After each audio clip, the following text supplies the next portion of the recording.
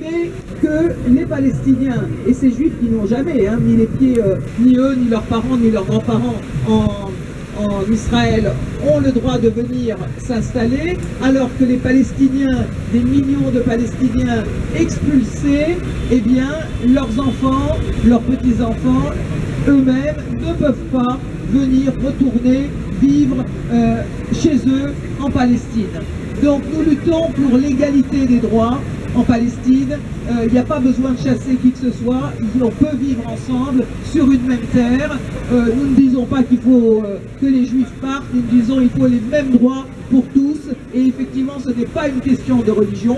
Il y a d'ailleurs, comme ça a été rappelé tout à l'heure par Mamad, il y a absolument des chrétiens qui sont palestiniens eux aussi, et qui subissent le même sort que les Palestiniens musulmans. Donc ce n'est pas une question de religion, on le sait, c'est une question de colonialisme, d'occupation, et avec l'assentiment et la complicité de nos gouvernements et de la plupart des régimes arabes. Il faut le dire, quand on voit ce que fait Sisi à l'heure actuelle, le dictateur égyptien, le sanguinaire, qui est reçu à bras ouverts par François Hollande, eh bien, je crois que c'est très très important de savoir que nous changerons les choses que quand nous serons assez nombreux à refuser de faire comme si il se passait rien et que c'était normal qu'Israël vienne chez nous alors qu'ils nous empêchent d'aller voir les Palestiniens.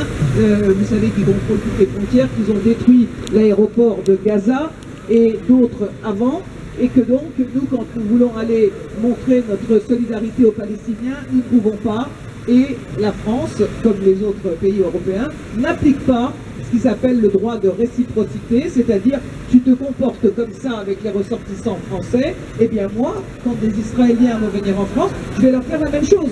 Quand ils vont venir à la frontière, je vais leur dire, bon d'abord tu vas me dire le prénom de tes parents, les prénoms des grands-parents, des arrière-grands-parents, etc. Et puis tu vas te déshabiller, et je vais te fouiller, puis tu vas m'ouvrir ta messagerie mail pour que je vois tes mails, etc. Tu vas attendre, tu vas revenir, on va te proposer des questions. Ah ben non, finalement tu passes pas, t'es refoulé. De vous associer à cette campagne massivement. Pour ceux qui le souhaitent, vous pouvez encore vous joindre à nous pour aller à Zurich les 28 et 29 mai. Il reste des places dans les covoiturages.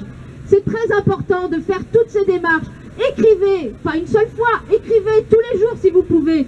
Écrivez tous les 2 jours si vous ne pouvez pas faire mieux. Écrivez à la Fédération française, écrivez à la FIFA pour dire que vous voulez qu'Israël soit exclu de la FIFA.